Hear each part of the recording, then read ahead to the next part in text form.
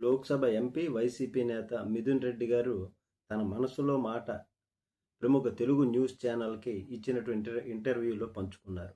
ఇప్పటికిప్పుడు ఏపీలో ఎన్నికలు పెడితే అంటూ అందులో భాగంగా ఏపీలో గత 2 ఏళ్ల రాజకీయాల గురించి, వర్తమాన పరిస్థితుల గురించి ఆయన క్షుణ్ణంగా కుండబద్దలుగొట్టారు.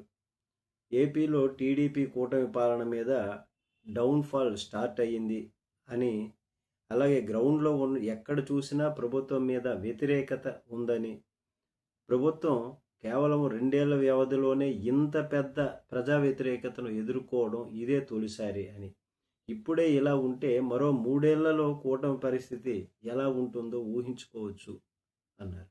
అంతేకాదు ఇప్పటికిప్పుడు ఎన్నికలు పెడితే ఏపీలో వైసీపీ ఖచ్చితంగా అధికారంలోనికి వస్తుందని ధీమా వ్యక్తం చేశారు ఆయన. ఏపీలో టీడీపీ ప్రభుత్వం హయాంలో నిరుద్యోగం దేశంలోనే టాప్ అని అన్నారు. జాతీయ స్థాయిలో సగటు 5.2 ఉంటే ఏపీలో అది 8.2గా ఉంది అన్నారు. ఇది తాను చెప్పడం లేదని, తాను పార్లమెంట్లో వేసిన ప్రశ్నకు కేంద్ర ప్రభుత్వం ఇచ్చినటువంటి సమాధానం అని చెప్తూ, ఒక పక్క ఏపీలో లక్షల్లో ఉద్యోగాలు అని చెబుతున్నారు, కానీ భూములు 99 పైసలకే రియల్ ఎస్టేట్ సంస్థలకు దారాదత్తం చేస్తున్నారు అని ఆయన ఎద్దేవా చేశారు. దీనివల్ల ఎవరికి ఉద్యోగాలు వస్తాయని ఆయన ప్రశ్నించారు. తాము తీసుకువచ్చినటువంటి డేటా సెంటర్ క్రెడిట్ చోరీ చేశారు అని చెప్పారు. తమ హయాంలో ఏపీలో శాశ్వత ఉద్యోగాలు 1,50,000 వరకు సచివాలయాల్లో ఇచ్చామని, ఇతరత్ర అనేక రంగాలలో కూడా ఉద్యోగాలు ఇచ్చామని, అలాగే సూక్ష్మ మధ్య తరహా పరిశ్రమల వల్ల పెద్ద ఎత్తున ఉపాధి పెంచగలిగామని, దానివల్లనే వైసీపీ హయాంలో 3.2% ఏపీలో నిరుద్యోగ రేటు ఉందని చెప్పుకొచ్చారు.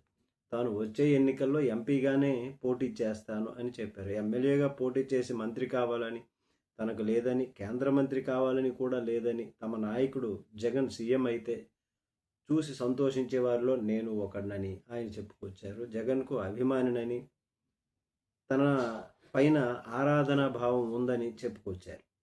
మరి ఇంకా వైసీపీలో జగన్కి హార్డ్ కోర్ ఫ్యాన్స్ ఎంతోమంది ఉన్నారని ఆయన చెప్పారు. అందులో తాను ఒకడినని, జగన్ ఏది చెప్తే అది చేయడానికి తాము అంతా సిద్ధమని ఆయన చెప్పుకొచ్చారు. 3 సార్లు ఎంపీ టికెట్ నాకు ఇచ్చి గెలిపించారని, తనతోనే నా బంధము అంటూ ఆయన చెప్పుకొచ్చారు. ప్రజాస్వామిక విధానాలలో పనిచేసే పార్టీగా వైసీపీ ఉందని, జగన్ అందరి అభిప్రాయాలను తెలుసుకుని అమలు చేసే నేత అని ఆయన అన్నారు.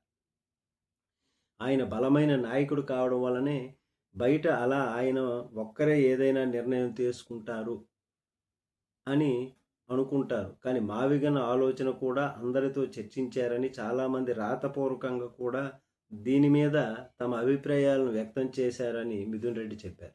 తాము ఎన్డీఏకి దగ్గర కావాలని ఎప్పుడు కూడా అనుకోలేదు, ప్రజలకు సంబంధించినటువంటి బిల్లులకు సపోర్టు చేశామని, ఉపయోగపడేటటువంటి వాటికి తాము పొత్తులు ఎవరితో కూడా పెట్టుకోకుండా సొంతంగానే అధికారంలోనికి రావాలనే ఆలోచనతో ఉండడం వల్లనే కూటమిగా మేము జత కట్టలేదని ఆయన చెప్పుకొచ్చారు. నమస్తే.